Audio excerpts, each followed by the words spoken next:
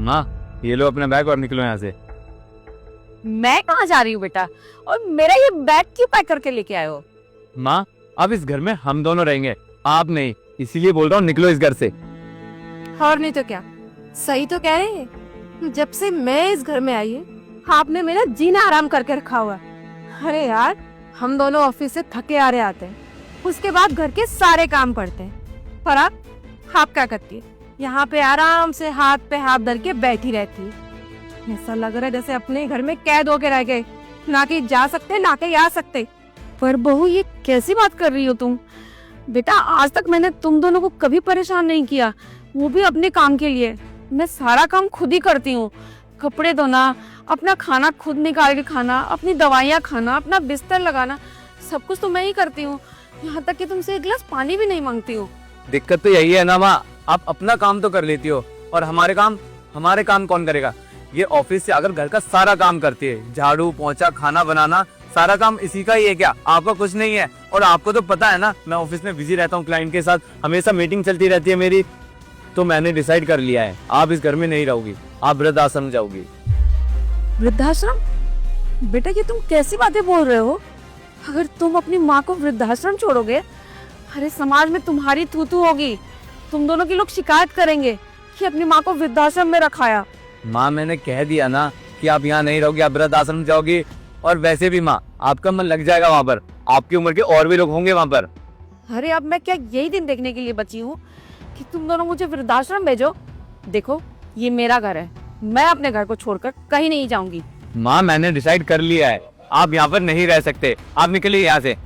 अच्छा, अब तुम दोनों ने डिसाइड कर ही लिया है कि मुझे यहाँ से वृद्धाश्रम जाना होगा। ठीक है, 1 मिनट रुको।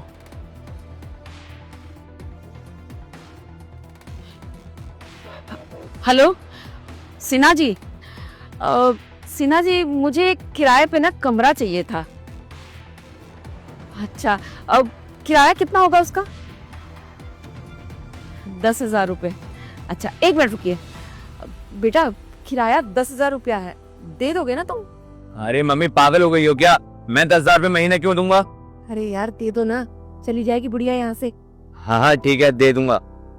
ठीक है, हाँ सिन्हा जी ठीक है, आप डन कर देना, आपको टाइम से 10,000 रुपये मिल जाया करेगा।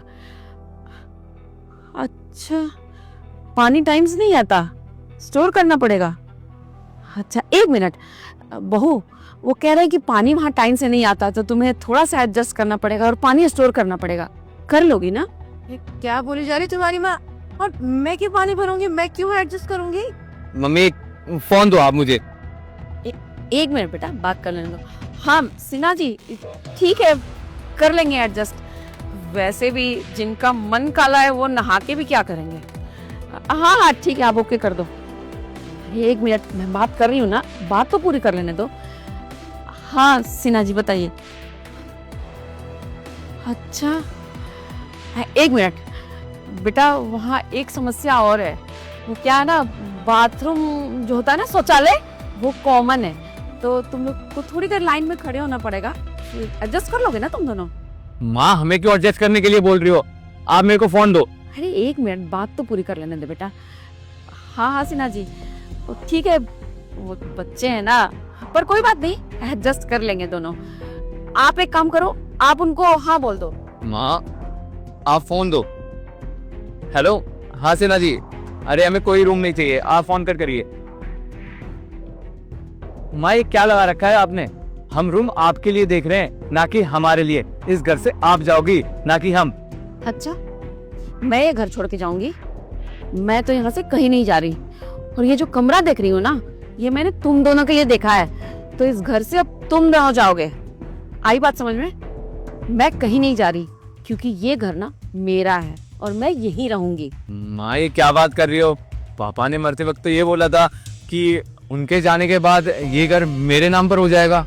बेटा ये घर मैं तुम्हारे नाम कर भी देती, और तुम्हारे पापा ने मरते वक्त मुझसे ये बोला भी था कि अपने बेटे के नाम कर देना सब कुछ।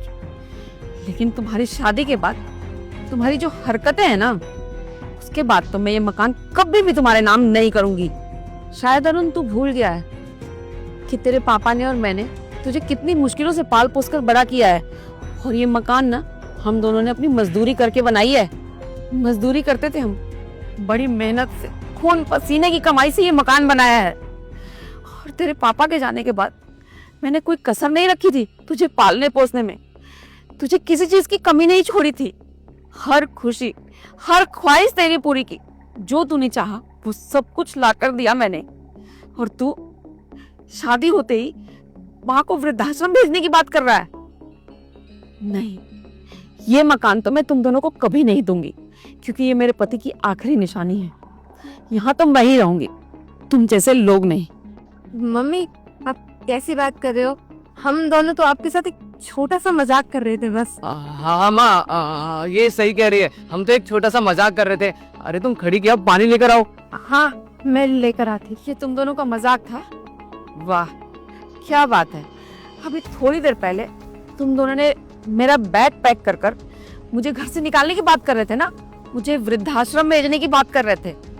और जैसे ही मैंने अपनी बात बताई, ये मकान मैं तुम दोनों के नाम नहीं करूंगी। क्या बात है, तुम दोनों ने तो गिरगिट से भी जल्दी रंग बदल दिया। वाह, बहुत अच्छे।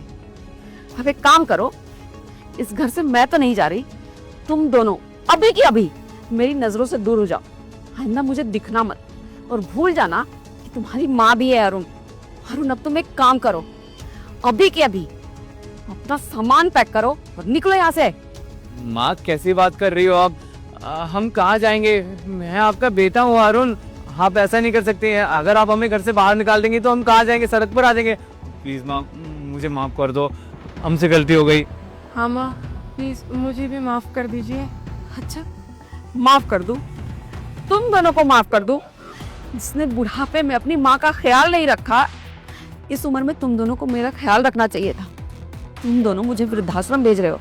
जब मेरे हाथ पैर चल रहे हैं, मैं अपना खुद का काम खुद कर लेती हूँ, तब मैं बूढ़ी हो जाऊंगी, किसी काम के लायक नहीं रहूंगी, तुम दोनों मेरी सेवा करोगे? बिल्कुल नहीं। तुम दोनों पे अब मुझे बिल्कुल भी भरोसा नहीं है। अभी क्या, अभी तुम दोनों निकल जाओ मेरी नजरों के सामने से। जाओ।